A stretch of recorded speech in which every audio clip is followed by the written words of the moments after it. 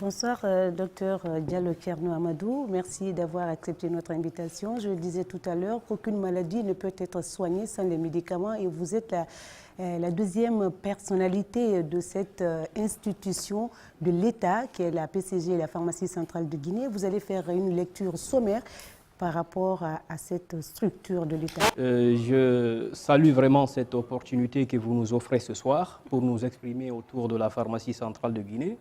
Je représente Dr Moussa Konaté, qui est mon directeur général. Donc, avec la permission de son Excellence le ministre d'État, ministre de la Santé, je vous parlerai de façon brève. Très brève. Pas, la Pharmacie centrale de Guinée. Entendez ça, la Pharmacie centrale de Guinée, c'est l'outil de mise en œuvre de la logistique intégrée. Elle vient de loin. Alors, c'est un EPIC au départ, entendez par là un établissement public à caractère industriel et commercial qui est chargé d'approvisionner en produits de santé de qualité toutes les formations sanitaires du pays et toute institution évoluant dans le domaine de la santé en Guinée. Ça, c'est d'une part. Mais d'autre part, la PCG contribue à l'amélioration de la disponibilité tant financière que géographique de ces produits de santé. Donc, voilà. Alors, voilà la mission de la Pharmacie centrale de Guinée. Il faut savoir que le 17 décembre 1992, la Pharmacie centrale de Guinée a été créée suite, n'est-ce pas, à la privatisation du secteur de la santé avec l'avènement de la Seconde République. Donc, la Pharmacie centrale de Guinée avait remplacé alors la Pharma-Guinée à l'époque. Alors aujourd'hui, la Pharmacie centrale de Guinée fonctionne avec deux organes, disons. Il y a un organe de gestion qui est constitué d'un conseil d'administration et puis il y a la direction générale. Et puis il y a aussi un conseil consultatif constitué d'un comité consultatif des usagers et puis il y a un commissaire aux comptes. Alors la Pharmacie centrale de Guinée aujourd'hui constituée donc d'une direction générale a aussi une direction administrative et financière. Après ces deux organes, il y a les 10 services centraux de la Pharmacie centrale de Guinée. Dans ces 10 services centraux, vous avez un service stratégique qui est le service achat. Et puis, il y a des services de soutien, il y a des services d'appui. Alors, et puis, des services opérationnels pharmaceutiques, et parmi lesquels il y a les dépôts pharmaceutiques régionaux qui constituent le prolongement de la pharmacie centrale à l'intérieur du pays. Très bien. Ouais. La seule centrale d'achat de médicaments dans le pays, pourtant, le pays n'est pas producteur. Comment s'approvisionne-t-elle à l'international? Alors, la pharmacie centrale de Guinée, comme vous le savez, je viens de dire que c'est un EPIC jusqu'à fin 2017, parce qu'il y a eu la loi L056 qui est venue supprimer les EPIC. Nous sommes actuellement en phase de transition statutaire. Nous estimons que l'objectif de la transition statutaire qui vise alors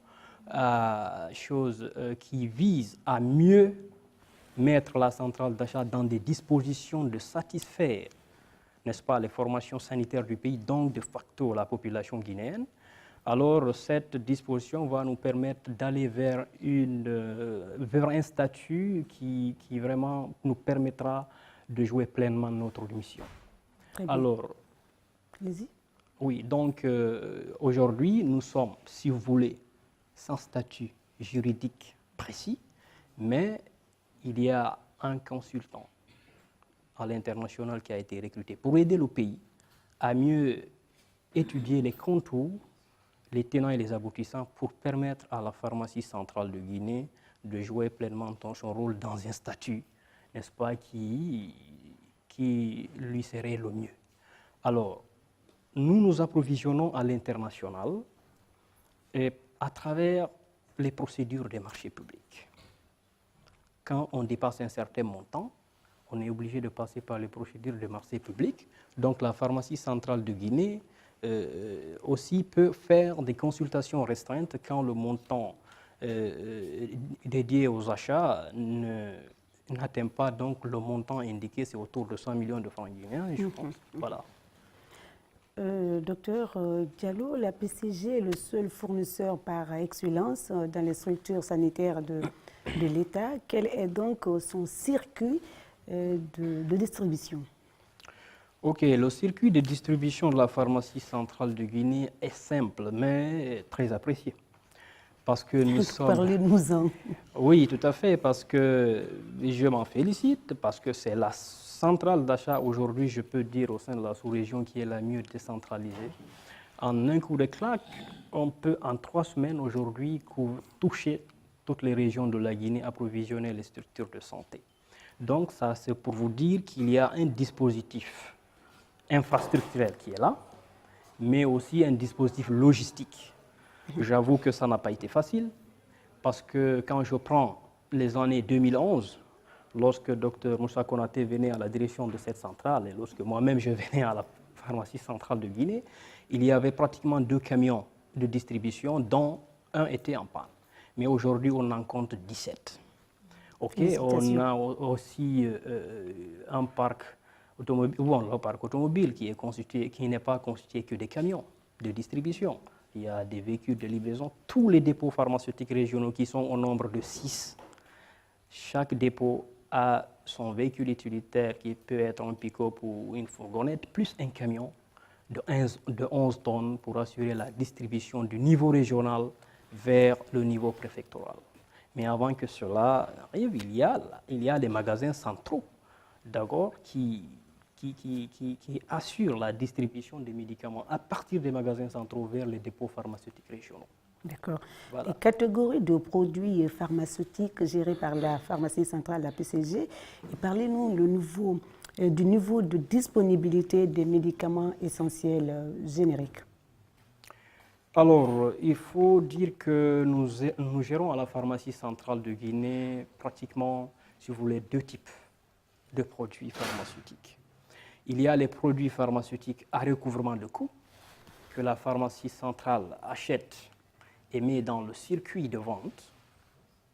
Mais il faut retenir que la pharmacie centrale a une mission de santé publique à visée sociale et ses prix sont vraiment très compétitifs parce qu'il y a l'exonération de l'État. Alors, il y a aussi les produits gratuits, les produits de gratuité qui sont gérés. Comme je vous disais tantôt, il y a, n'est-ce pas, la pratique de la logistique intégrée, c'est-à-dire tous les programmes et partenaires qui évoluent dans le système de santé font passer leurs produits à la pharmacie centrale pour la question de réception, de stockage et de distribution. Dr Koïta vient de passer. Il a parlé de la disponibilité des produits et tout. Donc, il a parlé de la gestion de ces produits au sein de la pharmacie centrale de Guinée, qui est outillée, suffisamment outillée en termes de logiciels de gestion et de personnel nécessaires pour, n'est-ce pas, assurer la traçabilité de ces produits jusqu'au niveau alors des formations sanitaires pour lesquelles la pharmacie centrale de Guinée existe. Docteur Diallo, nous allons suivre un reportage et puis après, le public va vous poser quelques questions. La pharmacie centrale de Guinée, cet établissement public à caractère industriel et commercial, est l'unique centrale d'achat de médicaments en Guinée. L'établissement assure la disponibilité de l'ensemble des médicaments essentiels dans toutes les structures sanitaires du pays à travers le projet PASSA, projet d'appui à la santé. L'approvisionnement, l'entreposage et la distribution des médicaments est la mission de cette centrale. La pharmacie centrale de Guinée, vous avez 2 volets d'approvisionnement. Le premier volet, et qui est d'ailleurs le plus important aujourd'hui, c'est le volet des produits gratuits. Ces produits gratuits sont achetés soit par l'État ou soit par les partenaires techniques et financiers. Les médicaments dans ce cadre-là qui sont achetés par l'État, ce sont les produits dans le cadre de la gratuité de l'accouchement. Ce sont les produits qui sont achetés par le gouvernement et qui sont stockés à la pharmacie centrale de Guinée. Et la PCG s'en charge du stockage et de la distribution gratuitement au niveau de toutes les structures sanitaires publiques du pays. Ça, c'est important. Pour l'acquisition des médicaments au niveau de la pharmacie centrale de Guinée, chaque 3 ans, la pharmacie centrale de Guinée procède à un appel d'offres ouvert international qui permet de sélectionner des fournisseurs à l'étranger. Au cours de cet appel d'offres, les fournisseurs soumissionnent aux appels d'offres et à la PCG, il y a une commission qui est chargée de l'évaluation administrative, technique et financière de cet appel d'offres pour pouvoir retenir des fournisseurs pour une durée de 3 ans. Donc, avec ce système, la PCG arrive à sélectionner un certain nombre de fournisseurs pour une période de 3 ans qui approvisionnent la PCG en médicaments. Dans ces entrepôts, les génériques du Fonds mondial sont stockés.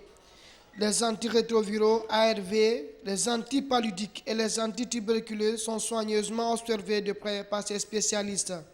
Ces médicaments à recouvrement de coûts sont acheminés par la centrale dans tous ces dépôts régionaux.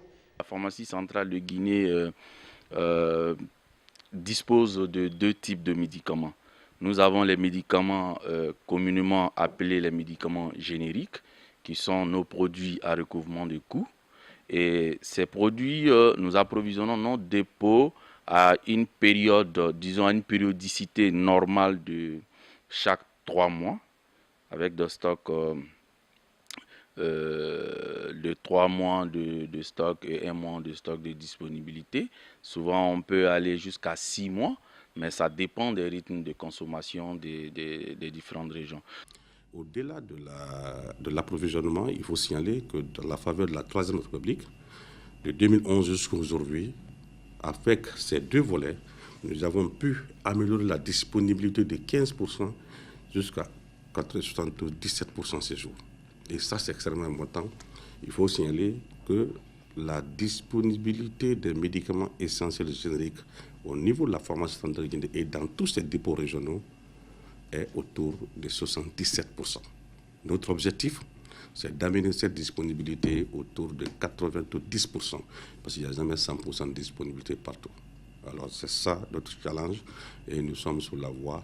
Et cette disponibilité s'est améliorée grâce au projet que nous avons initié en 2012. Et c'est l'occasion encore une fois de remercier le président de la République, le professeur Alpha Condé, pour avoir fait du secteur de la santé sa priorité. Et c'est ce slogan de monsieur le président de la République, Santé pour tous les Guinéens, qui nous a permis de créer le projet Médicaments pour tous. On a obtenu l'appui de l'État, mais aussi de l'appui des partenaires techniques et financiers. Le dernier cas, c'est la mise à notre disposition d'un important lot de médicaments par l'Union européenne à travers le projet PASA. La pharmacie centrale de Guinée approvisionne plus de 4000 structures sanitaires dans le pays. Avec ces travaux aussi importants dans la disponibilité des médicaments, la centrale d'achat est en projet de construction d'un entrepôt plus grand dans la préfecture de Koya. En 2017, il y a eu une petite crise au sein de la pharmacie centrale, cet incendie qui a ravagé le seul magasin de la pharmacie, des médicaments, des magasins contenant des ARV, comme le disait tout à l'heure, des questions, nombreuses questions ont défrayé la chronique. Comment vous avez réussi à redémarrer très rapidement la distribution des médicaments? Alors, il faut dire que ça a été un moment assez douloureux de l'histoire de notre entreprise et même de l'histoire de notre pays. Parce que cet incendie qui s'est déclaré donc en juin 2017 oui, a réduit d'abord drastiquement les capacités de stockage de notre entreprise, mais également a consumé des grands stocks de produits malheureusement qui étaient destinés à nos patients vivant avec le VIH-Sida. C'est une expérience douloureuse que nous avons vécue, mais j'avoue qu'il y a eu un sursaut, je peux dire un sursaut national. À l'époque, Dr Abraham Diallo, ministre de la Santé, a su vraiment se lever de bonne heure avec son équipe. Il y a eu alors également les partenaires techniques et financiers qui se sont mobilisés autour de la pharmacie centrale de Guinée, trouvant là une équipe disponible. Mais si je vous dis disponible, c'est vraiment une équipe disponible, convaincue qu'on pouvait vraiment assurer, n'est-ce pas, cette réparation le plus tôt que possible. Jusqu'à présent, il y a les empreintes. Il y a les séquelles, c'est vrai. Il y a les séquelles actuellement, mais j'avoue que c'est le moment de saluer l'engagement de l'État, l'engagement des partenaires techniques et financiers qui nous ont fait confiance en nous accompagnant.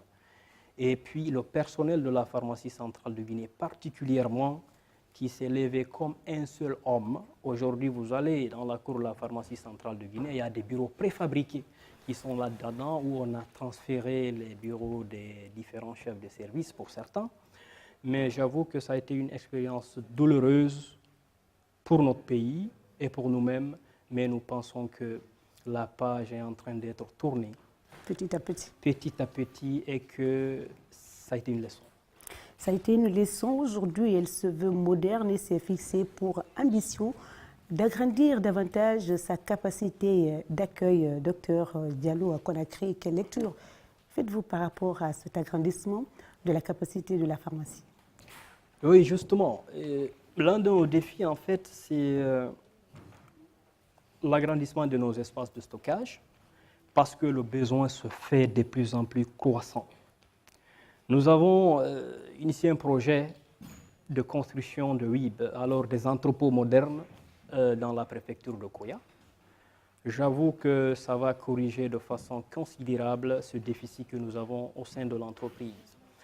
Ces entrepôts ont une capacité de 9336 palettes et seront dotés d'une plateforme qui vraiment répond aux exigences et normes internationales, et en tout cas les conditions de stockage par rapport à l'assurance qualité seront vraiment observées afin que nous répondions aux normes internationales de conservation au niveau de nos espaces de stockage.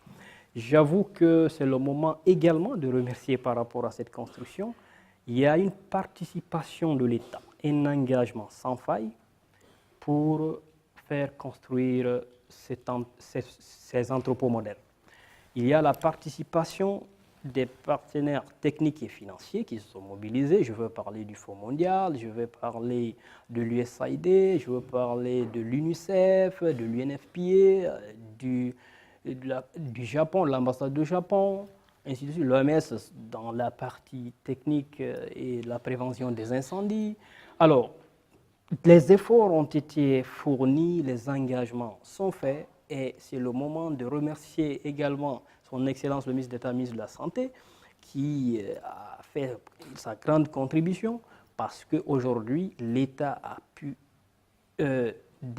mettre à disposition sa participation pour que très bientôt qu'on fasse, n'est-ce pas, la pose de la première pierre, j'espère bien, avec Monsieur le Président de la République.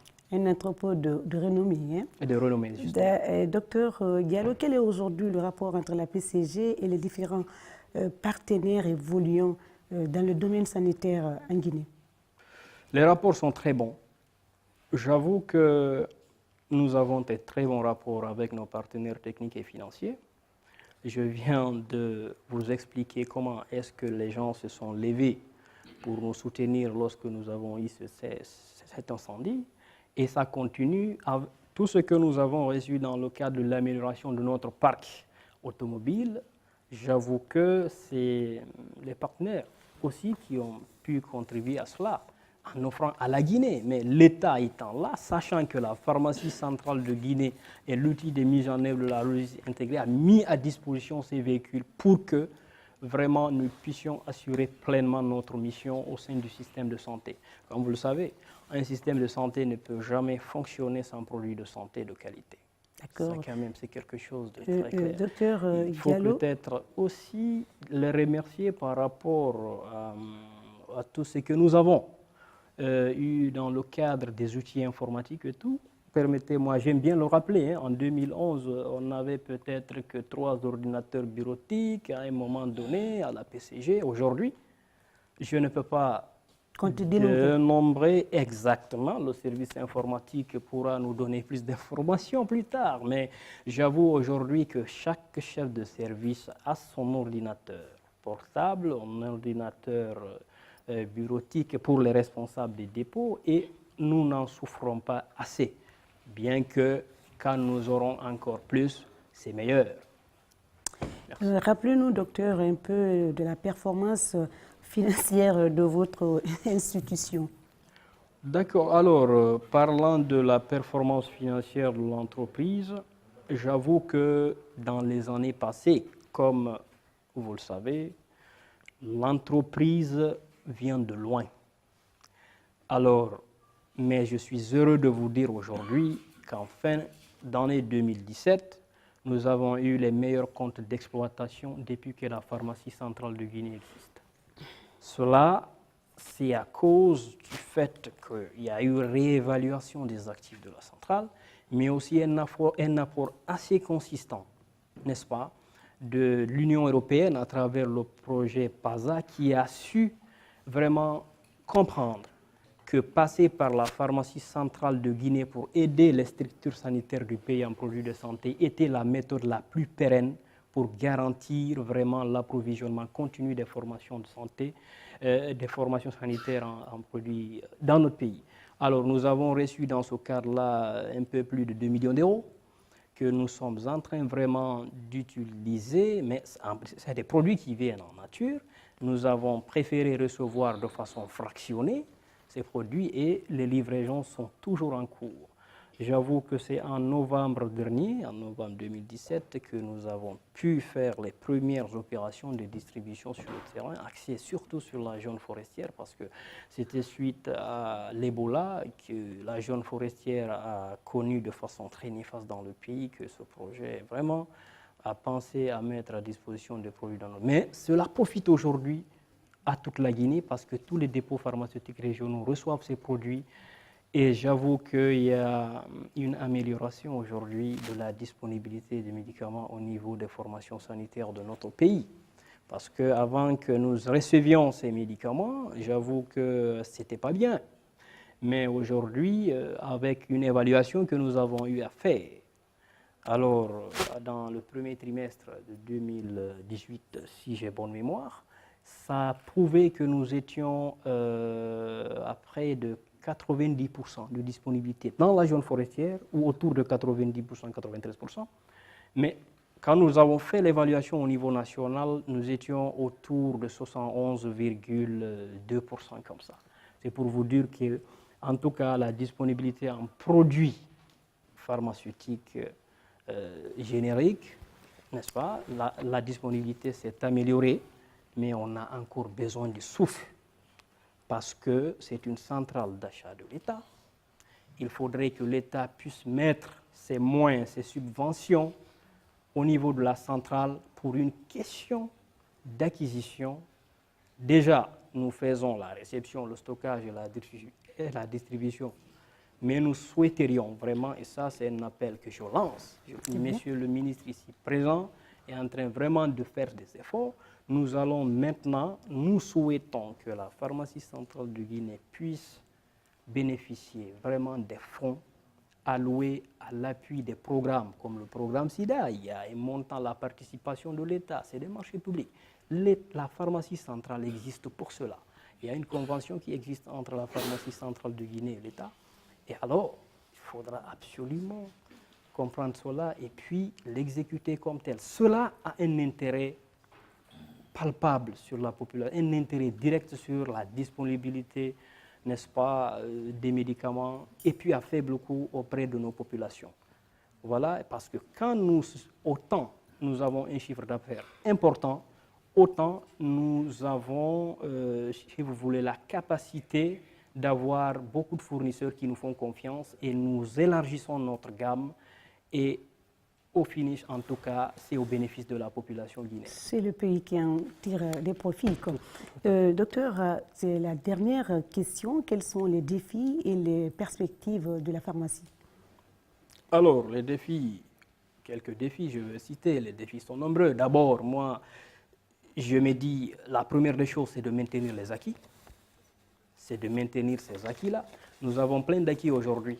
Quand je prends la période de 2011 jusqu'à maintenant, avec les efforts fournis, nous avons pu relever beaucoup de choses, tant sur le plan disponibilité des médicaments, tant sur le plan disponibilité, n'est-ce pas, des moyens logistiques, tant sur l'étoffement du personnel, parce qu'il faut que je rappelle que lorsque nous venions là, la pharmacie centrale de Guinée, la moyenne d'âge était de 50 ans.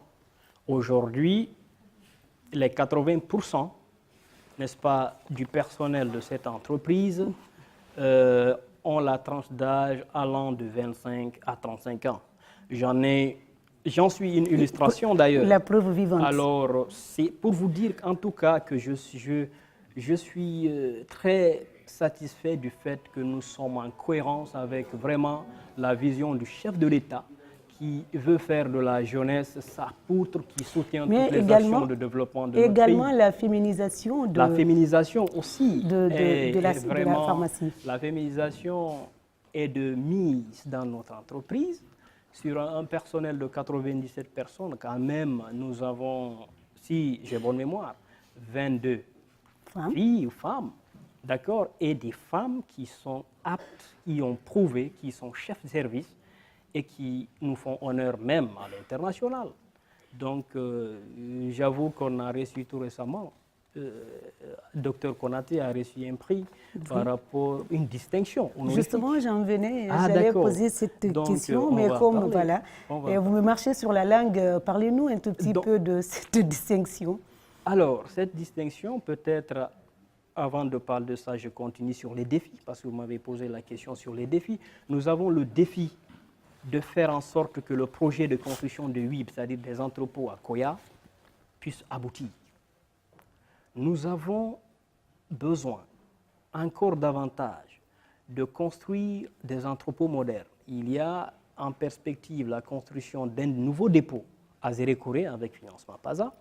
Nous voulons également avoir un dépôt dans la région de Mamou. Et je crois que les autorités vont être à nos côtés pour que nous puissions rendre cela une réalité. Tout cela rentre dans le cadre de la mise à disposition à temps opportun à nos différentes populations. Nous avons le défi de la formation continue. Voilà. J'avoue qu'il y a eu des anciens qui ont accepté de partir. Ils sont partis, ils ont fait valoir leur droit à la retraite avec honneur. Il y a certains que nous avons pu retenir comme, n'est-ce pas, consultants auprès des services où ils étaient pour transmettre davantage leurs connaissances. Mais ils ont accepté de faire valoir leur droit à la retraite. On est là avec eux dans le cadre contractuel. Mais j'avoue que vraiment ces défis, nous les avons et nous voulons davantage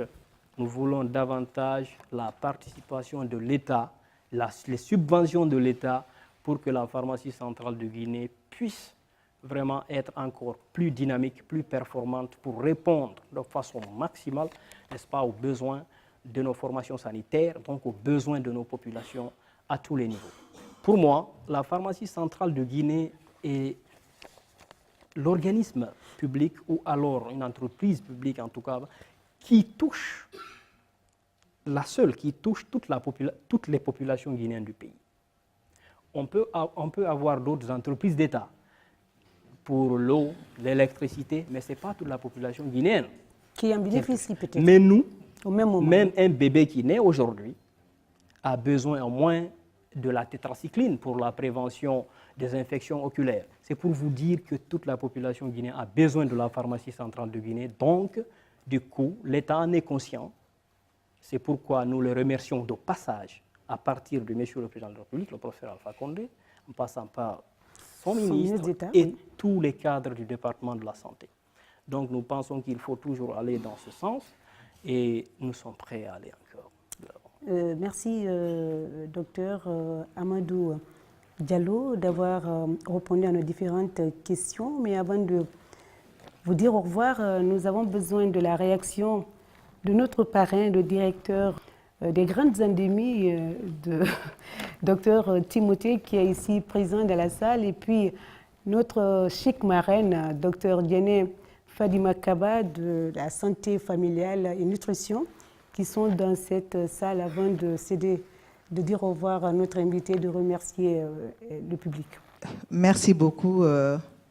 Je remercie tout le public pour avoir accepté d'honorer de leur présence la présente cérémonie qui marque les 2 ans de cette émission très importante pour la santé publique intitulée « Dites-moi tout, docteur ». Et je voudrais saisir vraiment cette opportunité pour remercier la direction de la radio-télévision de Guinée, à travers son directeur, et remercier l'initiatrice de cette émission et tout le staff qui a contribué à travailler pour faire de cet événement que nous venons de suivre, de ces discussions très, très intéressantes, d'abord sur la problématique du sida. À travers les discussions, je pense que le public ici présent a eu droit à des informations assez récentes sur le traitement, sur la disponibilité des médicaments, les ruptures. En tout cas, on a abordé toute la problématique liée à la prise en charge du sida. Et pour vraiment finir, nous venons de suivre une intervention très, très brillante du directeur adjoint de la PCG, qui est notre centrale d'achat. Et nous avons compris d'où la centrale vient et où ils en sont aujourd'hui. Et à travers les discussions, les explications qu'il vient de nous donner, je crois qu'à travers, là-dedans, quand monsieur le ministre est là, je crois qu'il y a eu un fort plaidoyer par rapport au statut de la PCG et par rapport aux défis qu'il y a aussi à travers, concernant la construction des entrepôts, aussi bien au niveau national qu'au niveau régional. Et donc, c'est avec vraiment beaucoup de plaisir que j'ai accepté, et beaucoup d'honneur que j'ai accepté d'être la marraine de cette cérémonie. Je remercie tous celles et ceux qui ont voulu être à nos côtés ce soir.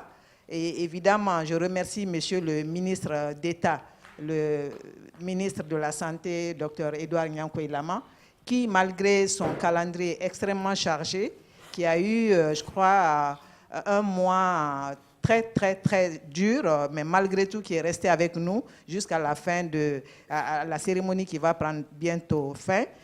Je voudrais beaucoup plus intervenir dans un cadre de perspective. Ce qui n'a pas été dit, c'est que nous avons compris que cette émission est une émission du ministère de la Santé. C'est une façon pour nous aujourd'hui de se rendre compte qu'on doit s'en approprier et qu'à partir d'aujourd'hui, Madame Marie devrait normalement faire partie de l'équipe de communication des différents programmes de lutte contre la maladie.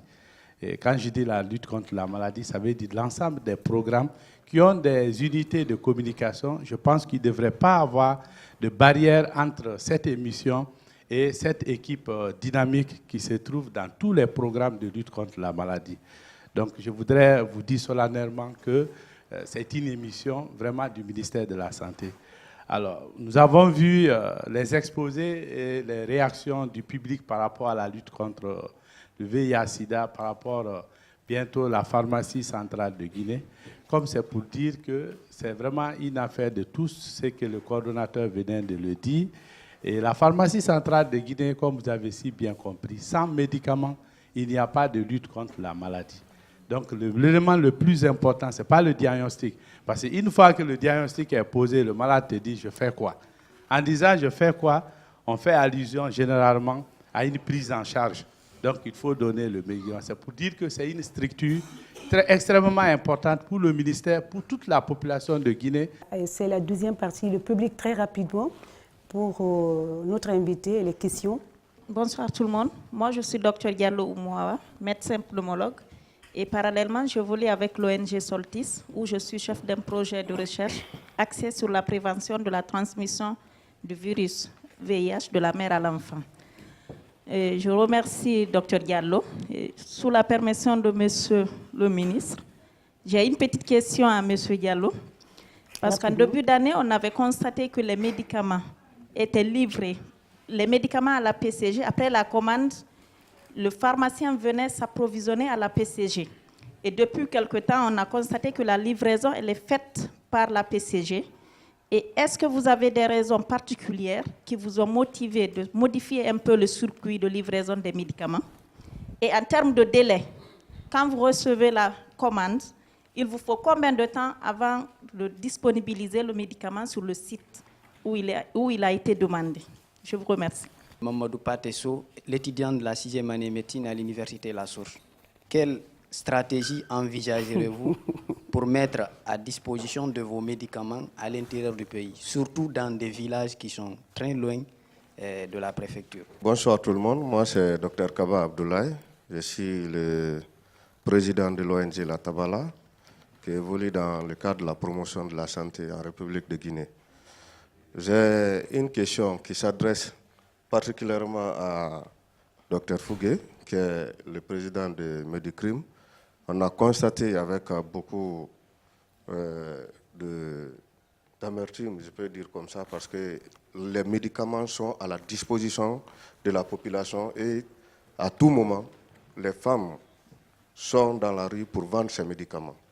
Et nous évoluons un peu dans le domaine de la cardiologie.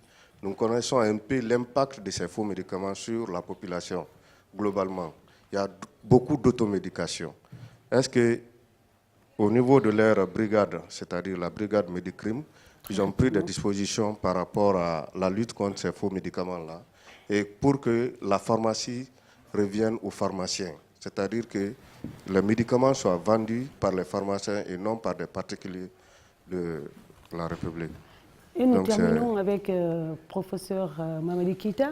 Adjetou, c'est la dernière question. C'est tout un plaisir pour nous, les médecins, de passer sur ce plateau pour venir transmettre à la population au travers des techniques et la technologie de la RTG nos petites connaissances qui pourraient éventuellement aider la population à lutter contre la maladie.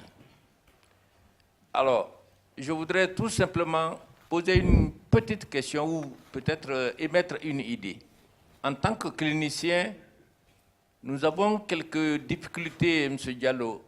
Je ne sais pas, c'est par rapport à la présence des produits de tableau B dans les officines des hôpitaux. La semaine dernière, nous avons fait un atelier sur la prise en charge de la douleur chez l'enfant. Tous les grands pédiatres du pays, les chirurgiens pédiatres étaient à cet atelier et ça a été évoqué d'un bout à l'autre de l'atelier. Ça nous fait énormément de difficultés quand nous avons des enfants, par exemple, qui font le cancer.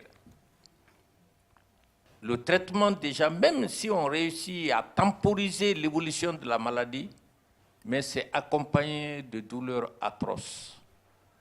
Nous estimons que c'est beaucoup plus cette douleur-là qui tue les enfants précocement que l'envahissement de l'organisme par la maladie.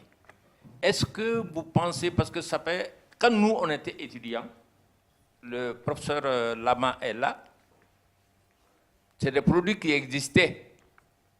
Ils étaient livrés à partir des carnets à triple souche. Mais depuis plus de 20 ans, depuis plus de 25 ans, je peux dire ainsi, parce que c'est depuis 1990 que moi j'ai cessé de voir les produits de tableau dans les hôpitaux. Je ne sais pas, est-ce que vous pouvez penser un peu à cet aspect-là pour aider un peu les cliniciens à surmonter la douleur de nos malades? Je vous remercie. Merci. Très rapidement, on va libérer le ministre. Ok, très rapidement, hein, merci beaucoup pour toutes ces questions on sent que la présentation a suscité beaucoup d'intérêt. Alors, les raisons de livraison sur site, c'est l'idéal. Nous pensons que livrer le médicament par nous-mêmes, par nos propres moyens, jusqu'au niveau du site, c'est-à-dire jusqu'au niveau de la formation sanitaire, est la méthode la mieux sécurisée. Le produit est non seulement sécurisé, mais le produit entre toujours des mains des professionnels.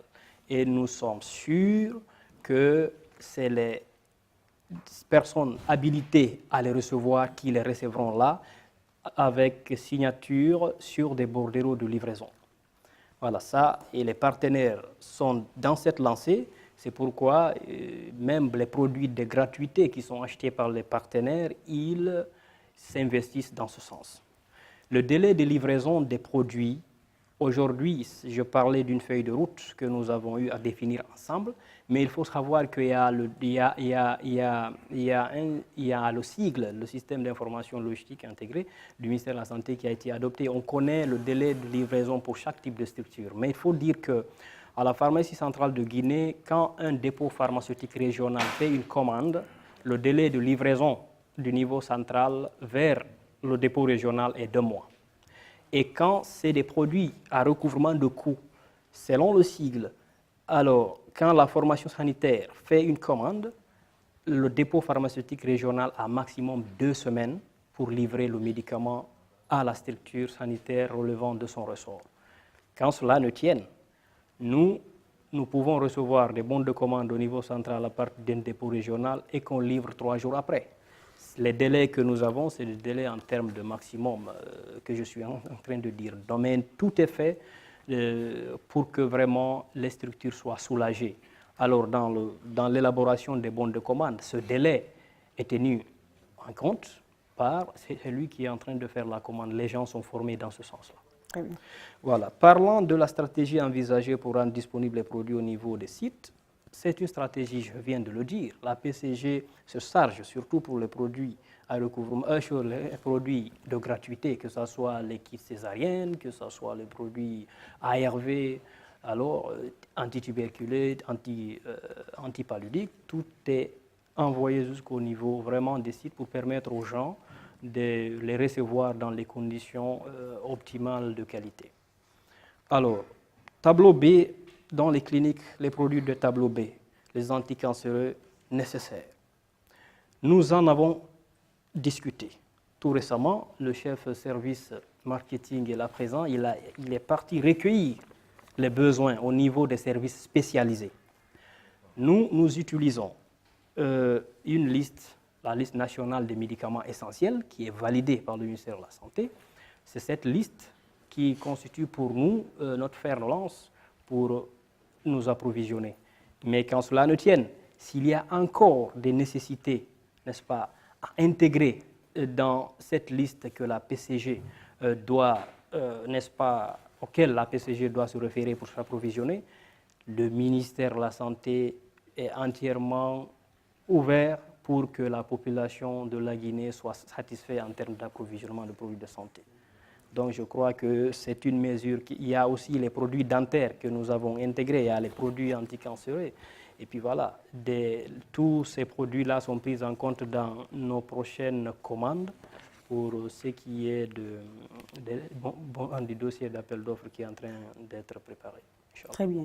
Je crois que c'est fini, docteur Diallo Thierno Amadou. Amadou Thierno Diallo. Donc Amadou Thierno Diallo d'avoir répondu à notre invitation, de répondre à nos différentes questions et le public aussi a également posé des questions. Merci à vous et merci à tout le public qui a fait le déplacement. Je remercie son Excellence Dr Edouard Niakoilama, ministre d'État, ministre de la Santé, d'avoir fait le déplacement. Voilà, avant de quitter, nous avons quelques présents pour le ministre et également pour les officiels. Oui, on va les appeler. D'accord. Madame Sissoko Marie Sidibé. Il faut applaudir cette dame, tous les caméramans, tous les techniciens, les réalisateurs. Vous savez, en général, on a souvent parlé de statut particulier du journaliste, surtout ceux qui sont ici à la RTG. Je vais vous expliquer pourquoi. Normalement, tout le monde travaille du lundi jusqu'au vendredi, certains jusqu'au samedi, mais chez nous, il n'y a pas d'heure de travail, il n'y a pas de jour de travail, férié ou pas férié, fête ou pas fête. On travaille un peu, ça veut dire que nous sommes sur pied de guerre exactement comme l'armée, c'est-à-dire qu'à tout moment, on est mobilisé et mobilisable. Oui. Avant de continuer, une question a été posée à Dr Fougué Camara, Médicicrime. Oui. Et ça n'a pas été répondu. Est-ce qu'on peut lui donner la latitude? Oui, on va lui passer la parole. D'accord. Je m'appelle Dr Momodba Fougué Camara. Je suis le commandant de la brigade de répression des produits médicaux illicites et atteintes à la santé. La Guinée a ratifié l'unique instrument juridique au monde qui est la Convention Médicrime, qui fut la volonté expresse du président de la République, le professeur Alpha Condé. Et la Guinée fut le premier pays en Afrique à ratifier cette convention et le 5e pays au monde. Grâce à la Guinée, cette convention est rentrée en vigueur dans tous les pays du monde. Et il a vraiment mis en route à cette époque, en 2012, le ministre de la Santé à l'époque, Dr Naman Keita, ensuite professeur Abakar Sidiki Diakité et Mme Pascal Vano. Également, sous la gouverne de son Excellence, Monsieur le ministre de la Santé à l'époque, ministre des Affaires étrangères, c'est eux qui ont été les pionniers de la Convention Médicrime en Guinée. Le haut commandement de la gendarmerie, à travers le général Ibrahim Bardé, le corps d'armée, est disponible et disposé à lutter contre les faux médicaments sur tout le temps du territoire. Et il est à la disposition de son Excellence, Monsieur le ministre de la Santé. Donc le marché parallèle qui tend à s'éradiquer sera dans les jours à venir un lointain souvenir par ses efforts personnels. Donc, je vous remercie. Il est de notre devoir de vous remercier sincèrement pour ce que vous avez fait ce soir d'abord. Tenir une émission au moins de 2 à 3 heures ici au plateau de la RTG, ceci démontre toute l'importance que vous portez à la santé de la population guinéenne, mais aussi à cette émission. Docteur Timothée l'a dit tout de suite et je crois l'animateur Yessira l'a rappelé. Cette émission est la vôtre. Nous avons, en tant que radiodiffusion télévision guinéenne, et là je parle sous la couverture de mon directeur général adjoint, depuis toutes ces années que je dirige cette télévision, nous avons mis auprès de tous les départements ministériels des équipes qui soutiennent les actions des ministères, et ça, vous en êtes témoin, et aux affaires étrangères, et aujourd'hui au ministère de la Santé. Je peux le dire aujourd'hui en tant que directeur de la télévision, que le ministère de la Santé est l'un des départements qui a intégré très rapidement nos agents dans ces actions. Et là, Mariam Baldé qui fait Santé pour tous, Mariam Baldé qui fait Santé pour tous, depuis des années, depuis que nous sommes à Boulbinet, Hadja Fantasso qui fait cette émission pour la radio nationale, sont aujourd'hui presque des agents de la santé. Je l'ai testé moi-même quand on m'a envoyé en mission pour appuyer la lutte contre Ebola. Rapidement, toute cette équipe que vous avez derrière vous m'ont intégré rapidement, je peux le dire donc et l'attester, que le ministère de la Santé est l'un des départements les plus ouverts de la Guinée. Je remercie chacun des cadres du ministère de la Santé pour l'appui que vous portez personnellement, particulièrement, singulièrement à Mme Sissoko Marie, et je souhaiterais que ça continue. Merci beaucoup. C'est le Mariam Baldé. Venez s'il vous plaît.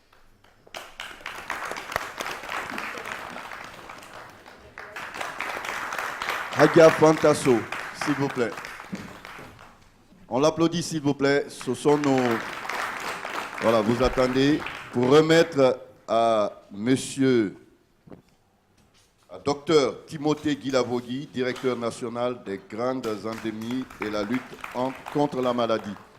Un cadeau pour vous, docteur. Donc c'est le parrain de l'événement. Monsieur le directeur de la télévision nationale, s'il vous plaît, pour remettre le cadeau de Madame la marraine, Dr Guéné Fadima Kaba, directrice nationale de la santé familiale et de la nutrition.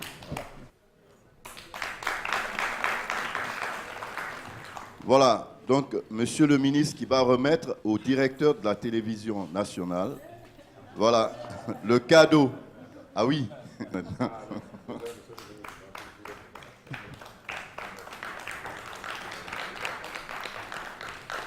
Voilà. Donc, monsieur le directeur, vous restez là, s'il vous plaît. Vous restez là parce que vous avez des cadeaux à remettre à des personnalités. Monsieur le directeur général adjoint de la pharmacie centrale de Guinée, s'il vous plaît, venez. Docteur Diallo. Ah, il est là. Docteur, merci pour votre soutien. Merci. Et au nom de l'émission Dites-moi tout, docteur, Donc, vraiment, nous vous offrons ce cadeau. Merci Continuez à beaucoup. nous soutenir. Merci, c'est un devoir pour nous de vous soutenir. Merci beaucoup. Et vous nous soutenez aussi. Merci. alors, il reste juste 2 cadeaux qui vont être remis par le professeur Mamadi Keïta, vice-recteur de l'université Gamal Abdel Nasser de Conakry. Voilà, les 2 cadeaux. Hein. Il y a 2 cadeaux qu'il va remettre. Oui, le directeur, le PNL et le CNLS. Merci beaucoup. Donc, monsieur le ministre, s'il vous plaît. J'ai compris que cette émission est destinée à renforcer les capacités de communication du ministère de la Santé avec le peuple de Guinée.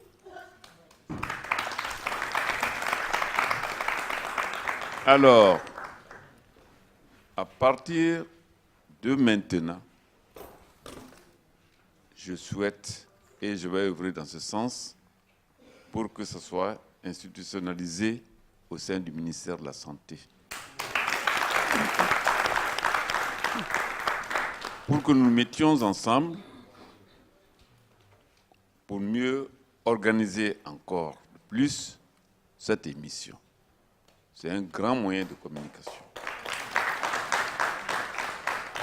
Je voudrais également, Santé pour tous, c'est une vieille émission certainement. Si je ne me trompe pas, c'est notre doyen, feu doyen Sultan, qui a initié cette émission. Et un moment où pendant longtemps, Madame Adiatou, je crois qu'elle a été ambassadeur, enfin qui a joué un rôle dans la diplomatie à Cuba, a animé pendant longtemps cette émission. Et etc., etc. Je trouve, moi-même, je suis intervenu dans les années 70 et 70-80 dans cette émission Santé pour tous. Je pense que le ministère de la Santé doit attacher la ceinture pour encore s'en approprier, jouer le rôle de leadership, parce que ce sont des grands moyens pour être en communication avec le peuple. Donc, Madame, on vous remercie encore une fois de plus. Et à travers vous, on remercie la RTG. S'il n'y a pas de santé, il n'y a pas de développement. Parce que ce n'est pas un peuple malade qui peut développer un pays. Encore merci une fois de plus à vous tous. Merci beaucoup. Et on est très contents. Mais il y a 2 cadeaux qui restent, s'il vous plaît. Professeur et Mamadi. professeur Keïta et docteur Fougué. Monsieur le directeur, vous allez leur remettre leur cadeau.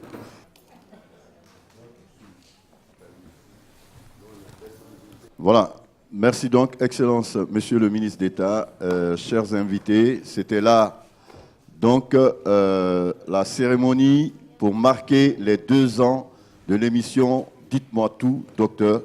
Encore une fois, merci d'être venu et on se retrouve l'année prochaine, s'il plaît à Dieu. Docteur.